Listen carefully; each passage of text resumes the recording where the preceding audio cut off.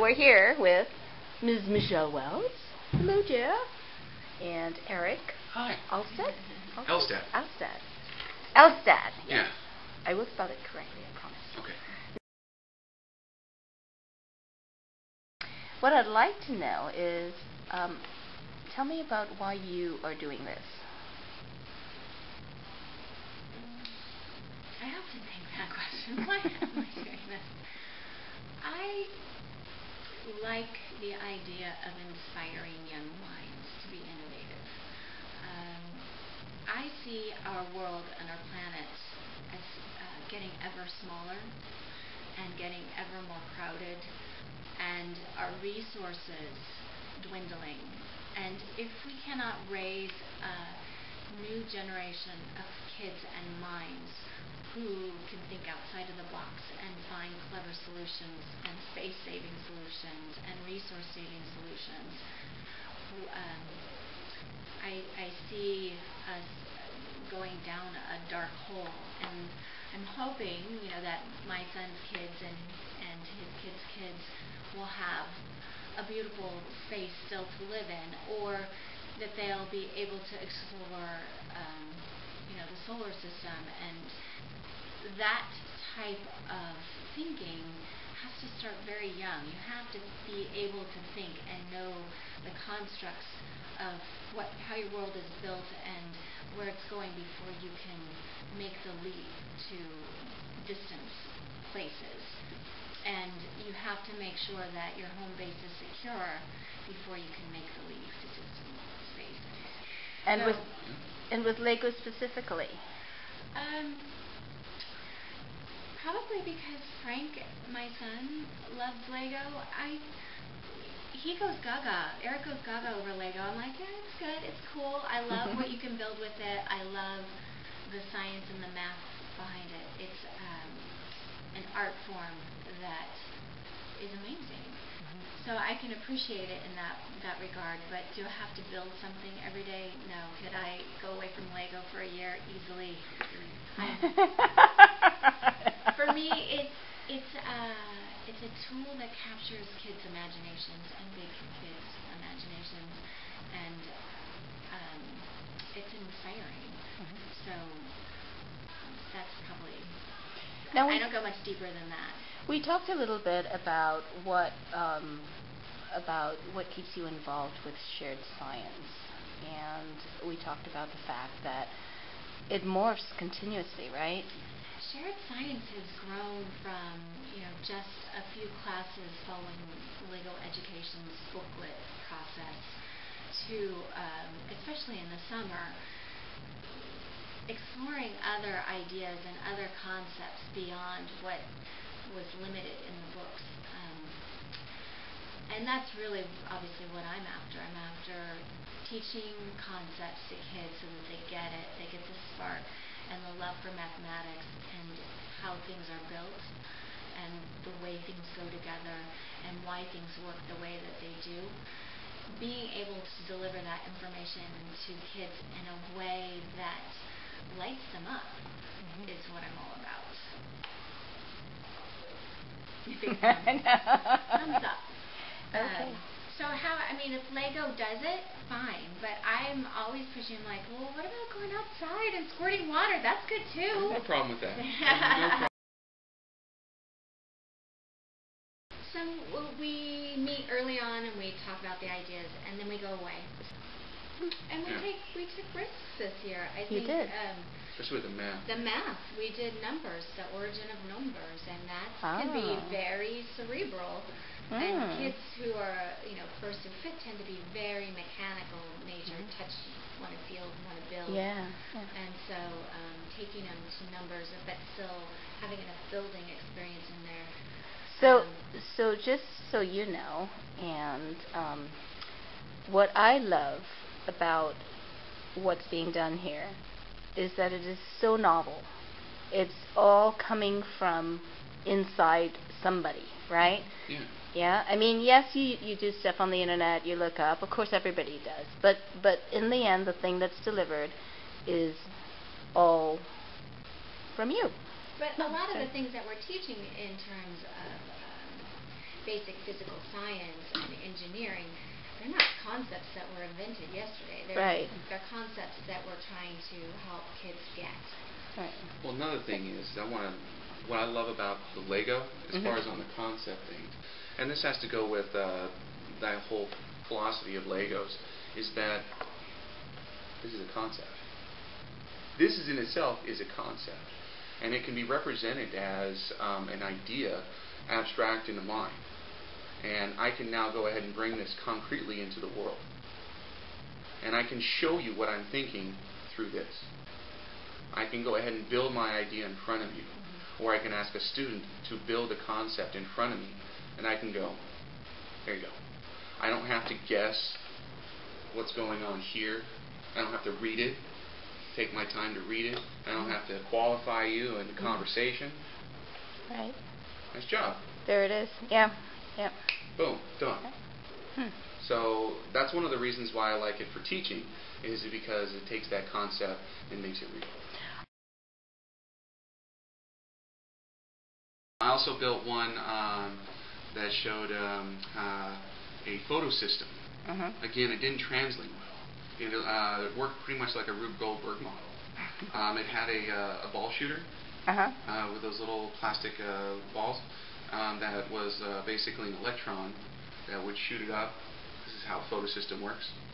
Shoot it up, it would act as an electron, and it would go down the electron transport chain, and it went through these little gates that, as the ball moved, it would turn these little molecules. This is what it actually does.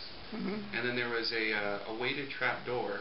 When the ball hit there, its weight allowed it to drop, and then triggered a light sensor that would work off a pneumatic piston that dropped these little balls. That was the proton pump that allowed the ATP to be made. And as it dumped down, it would trigger another thing that pulled the pin and allowed these two magnets to come together, which was ADP and phosphate to make ATP. Cool. And then the ball would just kind of go down this thing and put it back in. But it was also had a solar panel on there.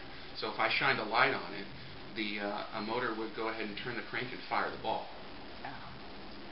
And it would work like this. Cool. Awesome. And I had this completed, and I was really excited to show my students in student teaching, and they looked at me like I was crazy, like,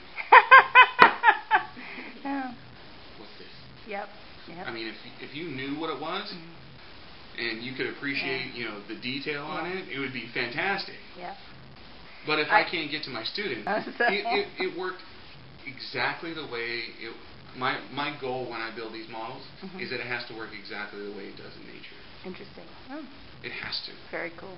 So I did that one, and that one didn't go well. And that makes sense if you're trying to teach. Right. I mean, it doesn't matter like how great it looks or how much you love it. Yeah. If the student doesn't get it, it's garbage.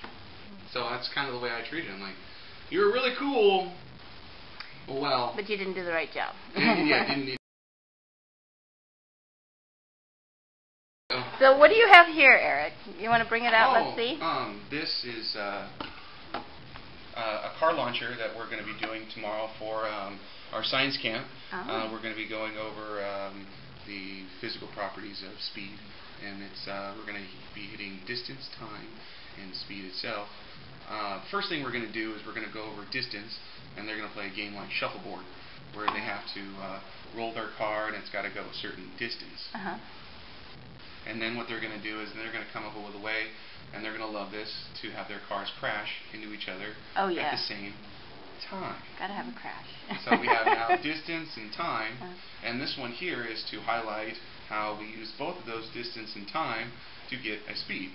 So what they're going to do is these will all be, you kind of just push this in, and they'll all be pushed in, and then there'll be we'll use cardboard paper, and this will actually attach underneath. And then I or one of them will go ahead and release them all at once, so it's fair. Oh, right. So you have. Can I see it? You want to bring it a little closer? Very cool. And you designed this? Yeah. I looked on the internet. There was nothing. Oh, really? It was garbage. So I kind of had an idea what I wanted, and the first one I built was I hated it. It didn't work right, but I got the concept across to me. Sure. And then I knew that this piece here had to be in a race. And I don't mean it's coincidence I say race because it's cars, but I mean it's a slot that it fits into. Oh, okay. Okay. So if you take this out, this piece will sit in that race. Oh. And this is the part that's guiding it. And so that's what. What is that a term for, race? I mean, where does that term originate? Where you use it? I'm not familiar with that terminology. I guess like slot cars. Oh, slot cars. Okay. Okay, you know, gotcha. you have like a little. And they call it a race. I think so. Okay. I'm Yeah. just curious because I know there's a lot of Lego terminology. I've never heard of that one. So, but slot cars. And okay. then, of course, it needed some tension. And then I needed to go ahead and make something that held that. So I already had an idea of the pieces I already needed. And I really wanted to find out how I could use these things. I know, because those things, do they have, I mean, I've seen it here. Their purpose, when you get them, is to hold rubber bands. Yes, yes. And how dare they? I These know. are really cool pieces that need to be used for something else. Okay, I'm going to give you a challenge. Find a use for the tops of the Bionicle boxes. Or you know how the Bionicle boxes come with these ornate things? Yeah. And they have little holes that you can actually, you know, attach an axle to. Right. But I just haven't figured out what you can do with them. I'll figure out something. Okay, good. Anyway, so we digress. And then this piece right here actually was just sticking out.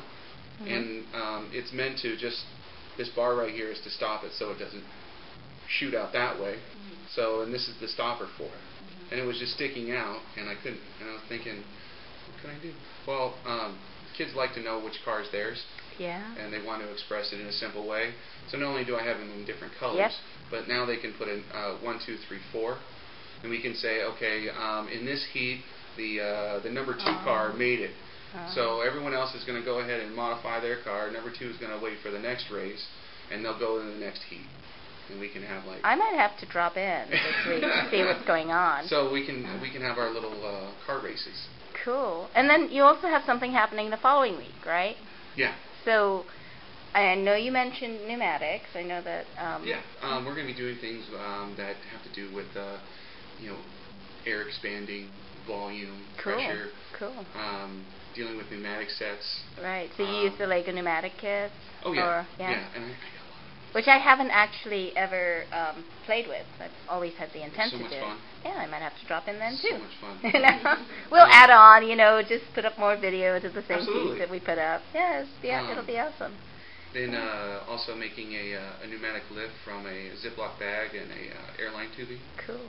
And actually for the Michelle. Sorry. For the competition, the first Lego League, you can use pneumatics, right? We've never used it. I mean, I think it's kind of a nice thing. You can use any Lego part. Right. So Duplo. so it'll be a good experience for somebody who, you know, is interested in learning a little bit about the pneumatics, so they can include that. Cool. Yeah. All right. I think that's good for a bit. We're good.